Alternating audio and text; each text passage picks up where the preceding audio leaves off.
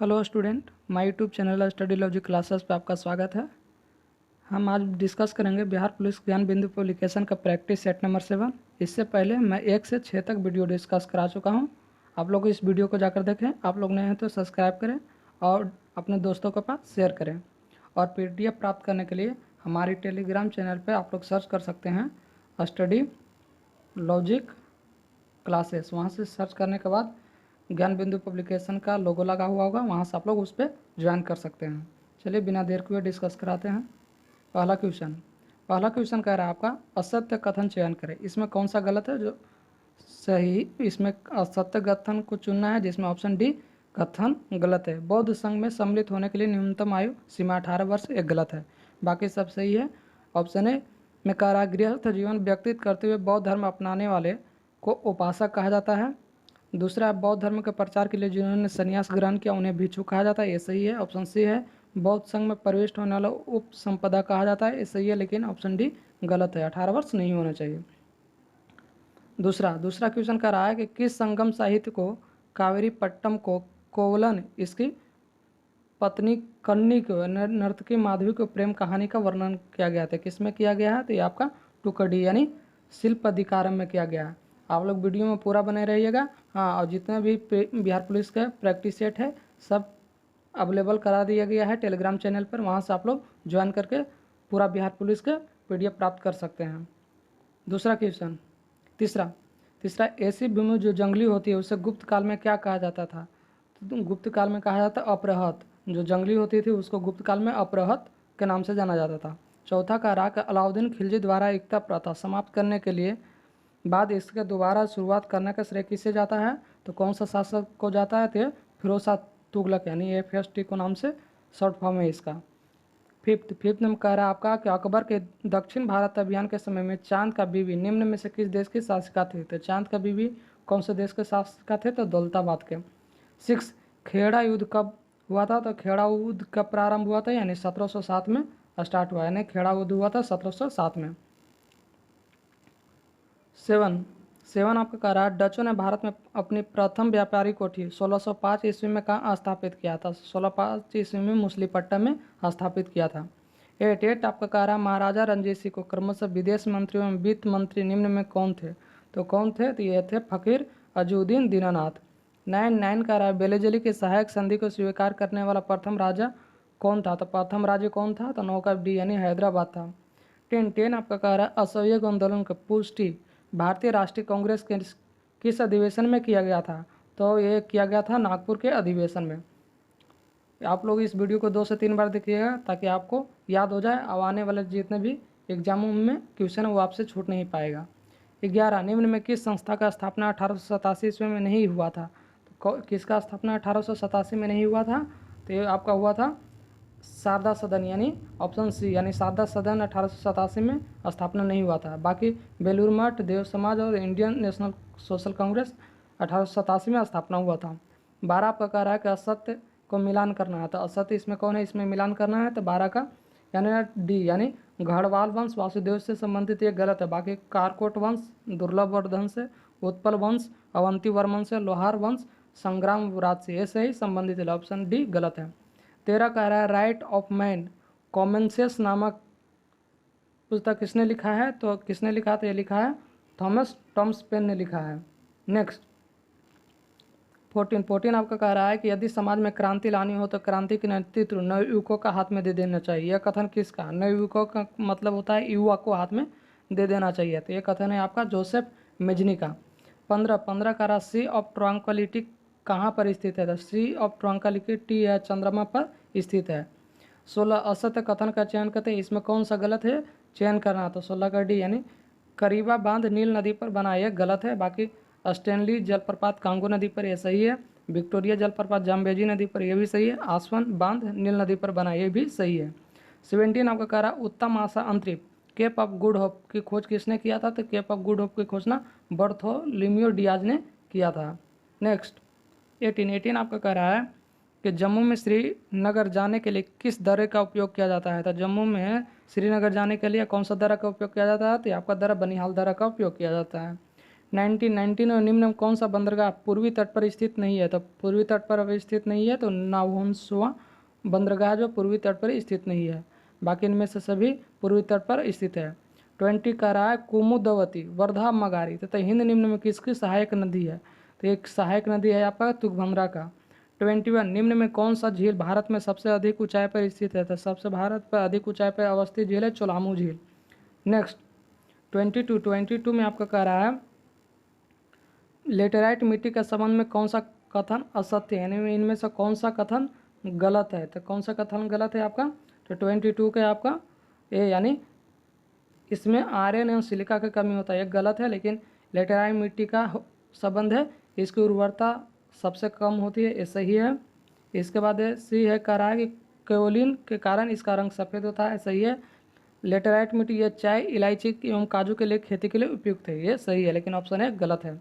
Next 23 में आपका कह रहा है निम्न में से कौन सा लौह इस्पात कारखाना दूसरी पंचवर्षीय योजना के समय स्थापित नहीं हुआ था? कौन सा कारखाना जो दूसरी पंचवर्षीय योजना के तहत स्थापित नहीं हुआ था? तो बोकारो स्टील प्लांट। लेकिन Bhilai, Hindustan steel limited, Hindustan steel limited Durgapur, Rourkela, ये सब दूसरी पंचवर्षीय योजना के तहत शामिल हुआ था, लेकिन बोकारो स्टील प्लांट ये दूसरी पंचवर्षीय योजना के तहत नहीं है।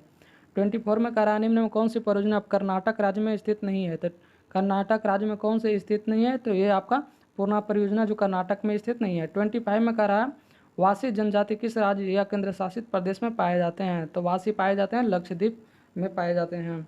26 कह रहा है कि इसका मिलान गलत है, इनमें कौन सा गलत है? तो 26 का यानी ऑप्शन डी राष्ट्रपति का उच्चतम न्यायालय से परामर्श अनुच्छेद 141 में एक कथन गलत है, बाकी सब सही है। अन्य आकस्मिकताओं में राष्ट्रपति की कृतियों निर्वहन का अनुच्छेद 70 सही है। राष्ट्रपति के क्षमादान की शक्ति अनुच्छेद 72 सही है। राष्ट्रपति द्वारा अध्यादेश जारी करना अनुच्छेद 123 से भी सही है, लेकिन ऑप्शन डी गलत है। 27 में मिलान 1 से मिलान 2 को संबंधित करना है, तो एक करा है देखिए ब्राह्म समाज 1828 ईस्वी में कब? राजा राम मोहन राय, सही है। आदि ब्रह्म समाज 1866 में देवनाथ टैगोर द्वारा किया जाता है, ये भी सही है। भारतीय ब्रह्म समाज 1866 में केशवचंद्र सेन के द्वारा किया जाता है, सही है। साधारण ब्रह्म समाज आनंद मोहन बोस के द्वारा किया जाता है, यानी ऑप्शन ए सही है। नेक्स्ट 28 का आपका कह रहा है कैबिनेट मिशन। कैबिनेट मिशन योजना के अनुसार जुलाई 1946 ईस्वी में हुए संविधान सभा चुनाव में मुस्लिम लीग ने कितनी सीटें जीती थी? तो ये जीती थी 73 सीट। 29 का मिलान करना है, तो नौवीं अनुसूची या संविधान संशोधित। तो 9वीं अनुसूची में कब संविधान संशोधन हुआ था? तो ये आपका हुआ था प्रथम संविधान संशोधन 1951 में हुआ था, यानी 1 के 2। फिर कह रहा है कि 10वीं कब हुआ था? तो 10वीं दल बदल हुआ था 52 में संविधान संशोधन के तहत। फिर 11वीं 73वें संविधान संशोधन 1993 के तहत। 12वीं 74वें संविधान संशोधन 1993 के साथ, यानी ऑप्शन डी। नेक्स्ट 30 हम लोग देखेंगे। 30 में आपका कह रहा है उपराष्ट्रपति के निर्वाचन में कौन शामिल नहीं है होते हैं? तो उपराष्ट्रपति के निर्वाचन में कौन सा शामिल नहीं होते हैं? तो यानी विधान परिषद के मनोनीत सदस्य शामिल नहीं होते हैं, और 4 यानी विधानसभा के सभी सदस्य ये भी शामिल नहीं होता, यानी आप 30 का सी ऑप्शन। नेक्स्ट 31 में आपका कह रहा है 31 में कह रहा है किस राज्य या केंद्र शासित प्रदेश में राज्यसभा में प्रतिनिधित्व नहीं है? तो किस में नहीं है? तो ये अंडमान निकोबार में नहीं है। 32 कह रहा उच्च न्यायालय के न्यायाधीशों में नियुक्ति के लिए राष्ट्रपति किससे परामर्श करता है? तो किससे परामर्श करता है? तो ये करता है आपका सर्वोच्च न्यायालय के मुख्य न्यायाधीश से परामर्श करता है। उच्च न्यायालय के न्यायाधीशों की नियुक्ति के लिए राष्ट्रपति सर्वोच्च न्यायालय के मुख्य न्यायाधीश से परामर्श करता है। 33 में आपका कह रहा है भारत सरकार सर्वप्रथम विधि अधिकारी होते हैं, तो मानववादी का विधि अधिकारी होते हैं। 34 में आपका कह रहा है कि नीति आयोग के संदर्भ में कौन सा कथन असत्य है? तो ऑप्शन डी है नीति आयोग के प्रथम उपाध्यक्ष गुलजारी लाल नंदा है, ये गलत है, लेकिन ऑप्शन ए नीति आयोग का स्थापना 1 जनवरी 2015 में मंत्रिमंडल के प्रस्तावों के तहत हुई थी, ये सही है। बी है कि यह सरकार के लिए थिंक टैंक के रूप में कार्य करती है, भी सही है। नीति आयोग का अध्यक्षता प्रधानमंत्री, यानी ऑप्शन ए बी सी सही है, लेकिन डी गलत है। नेक्स्ट 35 में आपका कह रहा है निम्न में कौन सा संशोधन अधिनियम मिनी संविधान माना जाता था? मिनी संविधान 42वां संविधान संशोधन 1976 को हम लोग मिनी संविधान के रूप में जानते हैं। 36 में कह रहा है भारत में पंचायती राज व्यवस्था के शिल्पी किसे कहा जाता है? तो शिल्पी किसे कहा जाता है? तो ये BR मेहता को शिल्पी कहते हैं। 37 प्राकृतिक कृषि का अन्वेषक है। तो प्राकृतिक कृषि का अन्वेषक मासानोबु फुकुओका है। 38 में आपका कह रहा है कि कार्टाजेना प्रोटोकॉल का संबंधित है। कार्टाजेना प्रोटोकॉल का संबंधित जैव सुरक्षा को समझौते से है। 39 सतत विकास के लिए आवश्यक है। तो सतत विकास के लिए क्या आवश्यक है? तो उपयुक्त में से सभी सही है, यानी जैविक विविधता का संरक्षण, प्रदूषण के निरोध एवं नियंत्रण और निर्धनता के घटाना, ये भी सब सही है सतत विकास के लिए। 40 में कुटवन से कुट्टू में मिलान करना है। तो जैसे एक तरफ इकाई दिया हुआ, दूसरा तरफ प्रचलन दिया हुआ है। तो ये आपका वाट किससे संबंधित है? तो वाट शक्ति से है, यानी शक्ति का एसआई मात्रक वाट है। नॉट किससे संबंधित है? तो नॉट है आपका समुद्री जहाज की गति से है। नॉटिकल मील किससे है? तो नौचालन से। और कैलोरी है तो ऊष्मा से, यानी ऑप्शन सी। नेक्स्ट आपका है 41 में कह रहा है हरे और लाल रंगों को मिलाकर निम्नलिखित में कौन सा रंग प्राप्त किया जाता है? ये BSSC CGL में प्रीवियस ईयर्स में भी करा चुका हूँ। आप लोग जितने भी है आप लोग सब देखिएगा, क्योंकि ज़रूरी नहीं है कि GKGS में सिर्फ जो क्वेश्चन मैं करवा रहा हूँ वही पूछा जाएगा। BSSC CGL में भी GKGS का क्वेश्चन कर, वहाँ से आप लोग भी देख सकते हैं। तो देखिए, प्राथमिक रंग होता है लाल होता है, हरा होता है, नीला होता है। उसके बाद मैजेंटा पीला और पिंकॉन्ग पीला होता है। तो कह रहा कौन सा रंग? तो लाल हरा नीला प्राथमिक रंग हुआ। निम्नलिखित में कौन सा रंग? हरे और लाल। तो हरे और लाल में मिलाने वाला कुछ होता है मैजेंटा पीला, पिंकॉन्ग नीला। तो क्या हो गया? पीला, यानी ऑप्शन डी इसका हो गया। यही याद रखिएगा, हमेशा क्वेश्चन पूछता है, यानी प्राथमिक रंग पूछ देता है, या तो लाल हरा लाल नीला लाल किससे बना होता है, ये आप लोग ध्यान से देखकर बनाइएगा। 42 में अवतल लेंस हमेशा किस प्रकार के प्रतिबिंब बनाते हैं? तो अवतल लेंस हमेशा आभासी प्रतिबिंब बनाते हैं।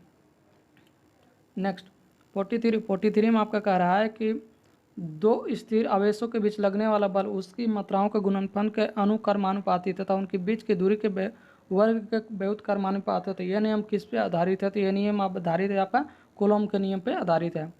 44 में कह रहा है अस्थायी चुंबक किसने बनाया जा सकता था? अस्थायी चुंबक किससे बनाया जाता है? किससे बनाया जा सकता था? तो 44 का ऑप्शन डी, यानी इस्पात से बनाया जाता है। 45 में कह रहा परमाणु बम का सिद्धांत नाभिकीय। परमाणु बम का सिद्धांत किस पर आधारित है? तो परमाणु बम का सिद्धांत नाभिकीय विखंडन पर आधारित है।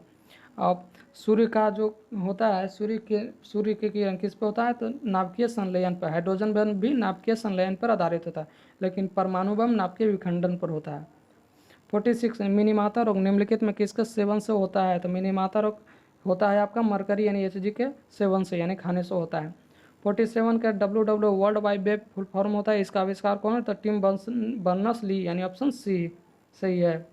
नेक्स्ट 48 में आपका कह रहा दो या दो से अधिक तत्वों को मात्रा के विचार से एक निश्चित अनुपात में संयोग करने से बना पदार्थ कहलाता है। तो वो कौन सा पदार्थ बनता है? तो यौगिक बनता है। दो या दो से अधिक तत्वों को मिलाकर जो पदार्थ बनता है उसको यौगिक हम बोलते हैं। 49 में कह रहा है परमाणु संख्या नीचे होता है, ये परमाणु द्रव्यमान संख्या होता है। तो परमाणु संख्या 92 और द्रव्यमान संख्या 238 है। न्यूट्रॉनों का संख्या, तो इसमें एक घटा देने पर हमारा न्यूट्रॉन का संख्या आ जाएगा। तो यानी इसको 8 में 2 करना है 146, यानी ऑप्शन ए है।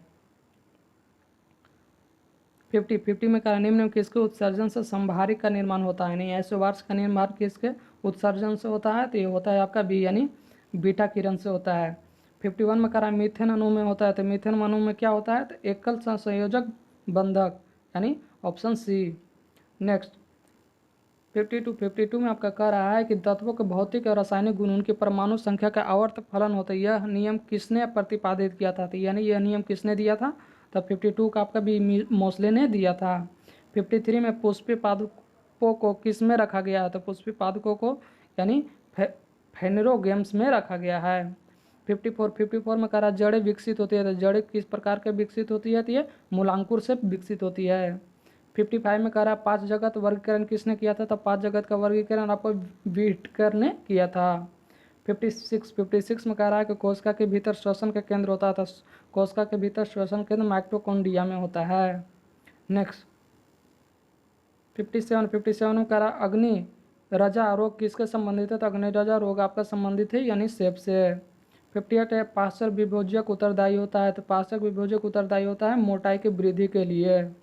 नेक्स्ट आप लोग एक से दो बार देख लीजिएगा कि ताकि आप लोग को इक्वेशन कंठस्थ हो जाए। 59 है, जेली फिश किस संघ का एक उदाहरण है? तो जेली फिश आपका एक निडेरिया का एक उदाहरण है।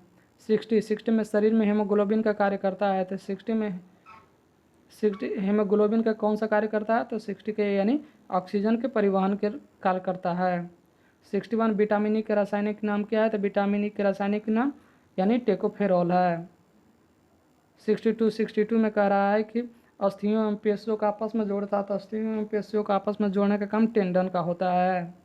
63 में कह रहा है निम्नलिखित में कौन सा प्रथम महिला लेफ्टिनेंट जनरल की बनी है? तो लेफ्टिनेंट जनरल कौन बनी है? तो ये बनी है पुनीत अरोड़ा। 64 में कह रहा है निम्नलिखित में कौन सा अंतर्राष्ट्रीय सीमा रेखा रूस एवं फिनलैंड के बीच सीमा साझा करती है? तो कौन रेखा करती है? तो ये आपका मेन रहीम रेखा करती है। नेक्स्ट 65 में कह रहा है 65 में आपका कह रहा है कि पश्चिमी एशिया आर्थिक आयोग संगठन का मुख्यालय कहाँ है? तो ये संगठन का मुख्यालय आपका बगदाद में है। 66 कह रहा उस्ताद बिंदु खां किस वाद्य यंत्र के लिए प्रसिद्ध है? तो किस वाद्य यंत्र के लिए प्रसिद्ध है? तो सारंगी के लिए। 67 का रहा lectures from Colombo to Almora पुस्तक के लेखक कौन है? तो ये किसका पुस्तक का लेखक है? तो ये विवेकानंद जी के है। 68 में कह रहा है कि राष्ट्रीय भूभौतिकी अनुसंधान संस्थान कहाँ स्थित है? तो राष्ट्रीय भूभौतिकी संस्थान अनुसंधान हैदराबाद में है। 69 कह रहा ओलंपिक महिला कुश्ती में कांस्य पदक जीतने वाली प्रथम भारतीय महिला कौन है? तो 69 का आपका ये यानी साक्षी मलिक। नेक्स्ट 70 आपका कह रहा है कि वियंतियान किस देश की राजधानी है? तो वियंतियान आपका लाओस की राजधानी है। 71 में कह रहा अर्जुन पुरस्कार पाने वाले प्रथम भारतीय महिला कौन है? तो ये अर्जुन पुरस्कार पाने वाले भारतीय महिला एल लम्सडेन है।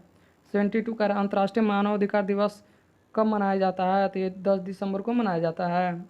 73 का भारतीय मानव विज्ञान सर्वेक्षण संस्थान स्थापना किस वर्ष हुआ था? तो ये हुआ था आपका 1945 ईस्वी में। 74 में आपका कह रहा है कि स्टैचू ऑफ लिबर्टी किस देश का राष्ट्रीय स्मारक है? तो ये आपका है न्यूयॉर्क के। अब बताइएगा स्टैचू ऑफ यूनिटी किस देश का राष्ट्रीय स्मारक है और किसका मूर्ति लगा हुआ है स्टैचू ऑफ यूनिटी का? नेक्स्ट 75 में कह रहा है कि राइटर्स किस देश की समाचार एजेंसियां हैं? तो राइटर्स आपका ब्रिटेन के समाचार एजेंसियां हैं। 76 कह रहा है कि किस राज्य सरकार द्वारा जेलों का नाम बदलकर सुधारगृह किया गया है? तो एक किया गया है किस राज्य सरकार द्वारा किया है? तो उत्तर प्रदेश यानी यूपी ने किया है ये काम। 77 में आपका कह रहा है कि हाल ही में किस देश ने इटली के हराकर अपना पहला फीफा अंडर-20 विश्व का खिताब जीता है? तो 77 का आपका है बी यानी उरुग्वे। 78 हाल ही में भारत के कौन सा हवाई अड्डा निःशुल्क रीडिंग लाउंज प्रदान करने वाला भारत के पहला हवाई अड्डा बन गया है? तो कौन कहाँ बना है? तो डी यानी लाल बहादुर शास्त्री अंतर्राष्ट्रीय हवाई अड्डा वाराणसी।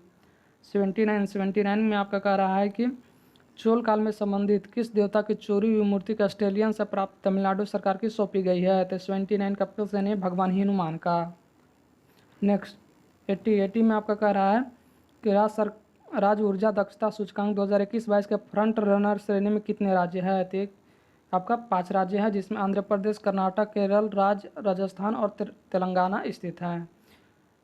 अब यहाँ से मैथ आप लोग को बताया गया है 1 लेप फॉर मैं मेथड बताऊंगा, आप लोग सॉल्यूशन खुद ब खुद घर पे कीजिएगा। देखिए कह रहा दो संख्या है, तीसरी संख्या से क्रमशः 20% तथा 50% अधिक है, तो इन संख्याओं का अनुपात क्या है? तो मानते हैं कि तीसरी संख्या हमारा 100 है, जिसमें कह रहा है कि पहले संख्या 20% और दूसरी संख्या 50% अधिक है। तो 100 में 20% तो 120 हो गया। फिर कह रहा है 50% तो 100 में तो 150%।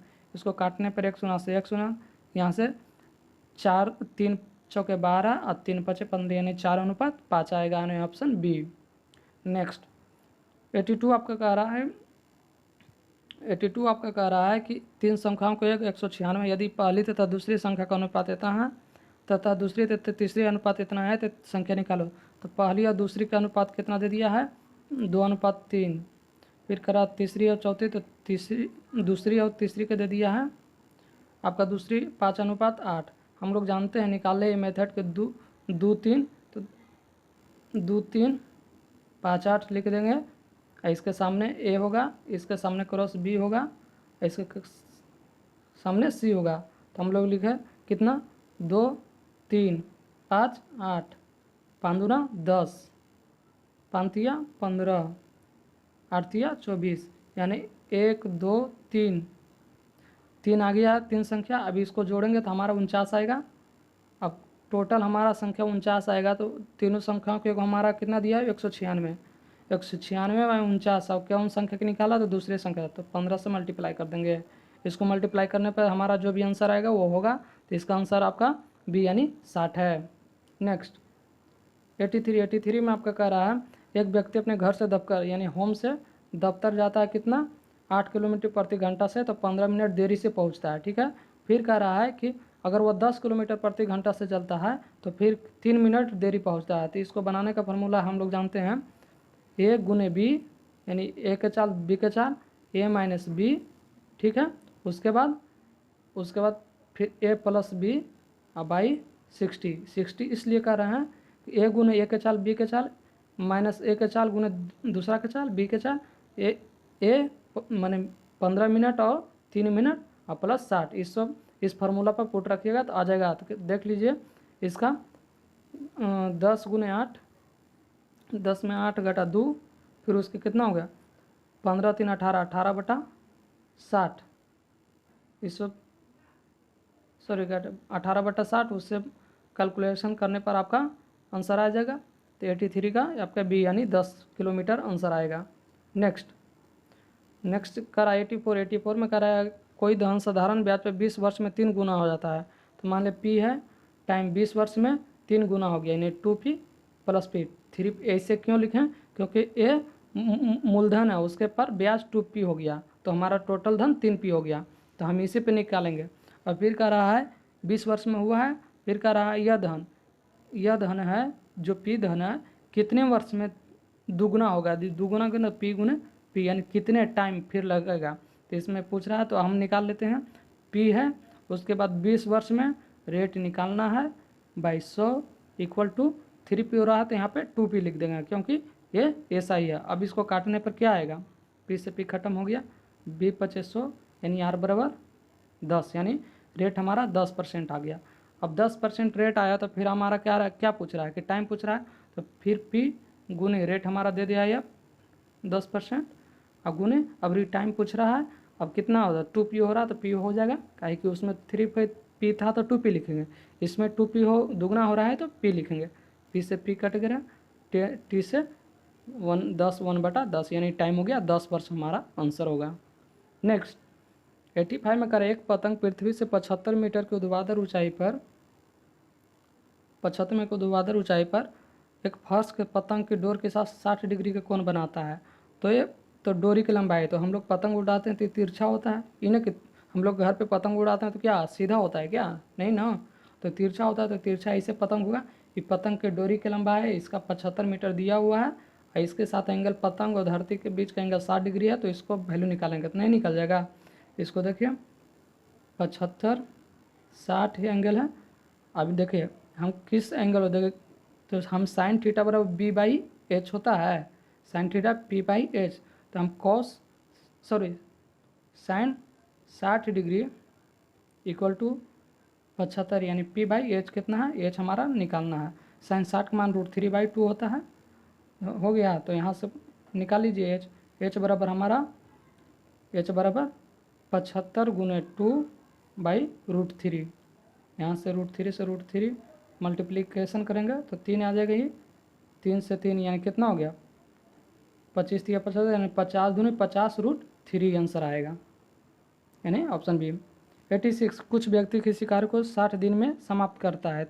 यदि 8 व्यक्ति अधिक होते हैं तो कार्य पूर्ण होने में 10 दिन कम लगते हैं, तो प्रारंभ में कितने व्यक्ति काम करता है। इसको देखिए बताने का मेथड है। एक कह रहा है कि एक व्यक्ति किसी कार्य को कितना दिन में करता है, मान लीजिए एक व्यक्ति है किसी कार्य को 60 दिन में करता है, ठीक है। अब कह रहा है 60 दिन में समाप्त करता है। यदि 8 व्यक्ति अधिक होते हैं, यानी एक पहले से था तो 8 और जुट गए हैं, जुटने के बाद 8 अधिक होने हैं तो कार्य पूर्ण होने में 10 दिन कम, यानी पहले 60 लगता था, कम लगता है कितना, तो 50 दिन अब लग रहा है। अब इसको सोल्यूशन कीजिएगा तो x का जो वैल्यू आएगा वही आंसर आएगा, तो x का वैल्यू 40 आएगा। आप लोग खुद सोल्यूशन करके देखिएगा, 2 से 3 बार कीजिएगा, आप लोग समझ में आ जाएगा। नेक्स्ट 87 में आपका कह रहा है कि 8%, मैं ट्री मेथड से बताया हूँ कि 8% कोई धन है, उसका 5% के दर से 3 वर्ष में चक्रवृद्धि दर। तो 3 गोलाइन खींचिए 3 वर्ष में, अब 5% है तो 5/100 कर देंगे, 2 शून्य शून्य तो यार 400 हो जाएगा, ये भी 400, ये भी 400। अब फिर कर रहा है फिर 8%, तो 8% निकाले कितना होगा, 8 × 4 फिर कितना, 5% निकालेंगे तो 5/100 यानी 5 × 20, फिर 20, फिर इसका निकालेंगे तो 20, अब फिर इसका 5% निकालेंगे तो 20×500 यानी 1।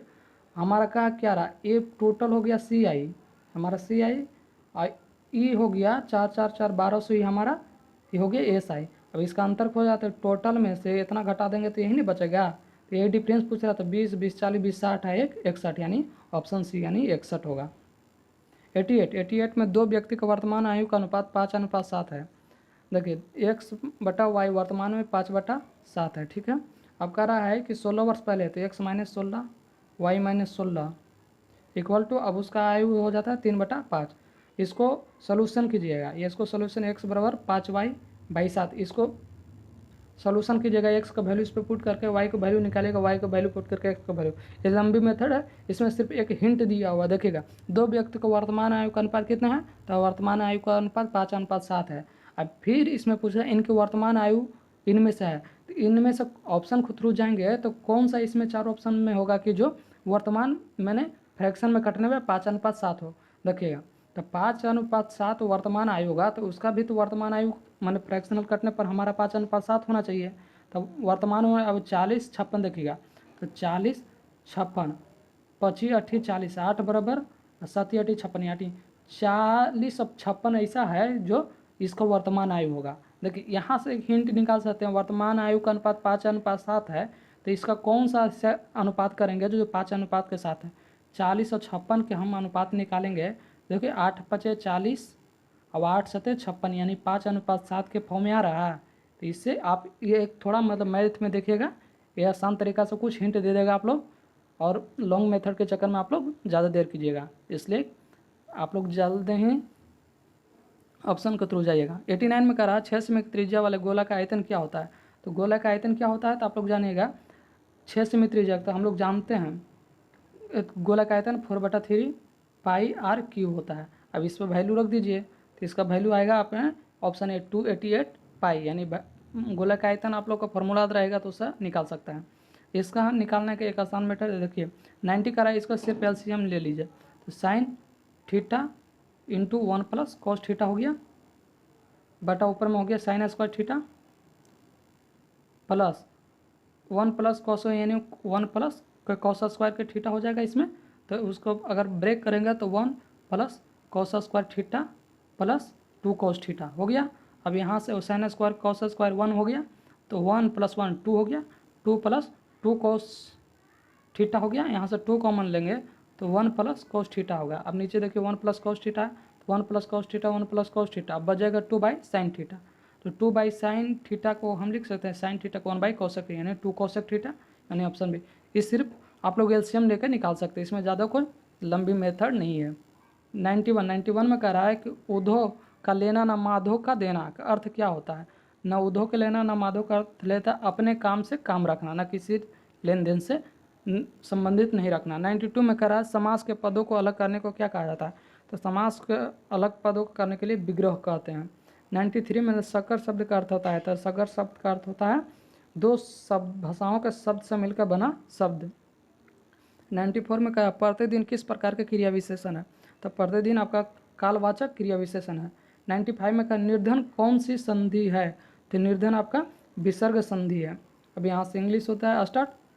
अब इसमें कह रहा है कि अप्रोप्रिएट बताना, तो ग्रुप ऑफ वर्ड्स बताना है। तो फियर ऑफ हाइट्स, तो फियर ऑफ हाइट्स का मतलब क्या होता है। तो फियर ऑफ हाइट्स आपका मतलब एक्रोफोबिया। 97 जो मतलब हाइट से डर लगे, तो उसको हम बोलते हैं acrophobia. Choose the incorrectly spelled word, इसमें कौन सा गलत लिखा हुआ वर्ड है। तो 97 का बी, यानी जस्टिस से गलत लिखा हुआ है। 98 में फिल इन द ब्लैंक्स है रूम इज। तो 98 room is not like that king before him, यानी ऑप्शन सी। 98 9 के करा choose the word that opposite name. तो अब्स्ट्रैक्ट का अपोजिट नेम क्या होता है। तो अब्स्ट्रैक्ट का होता है कॉन्क्रिएट, कॉन्क्रिएट होता है अब्स्ट्रैक्ट का।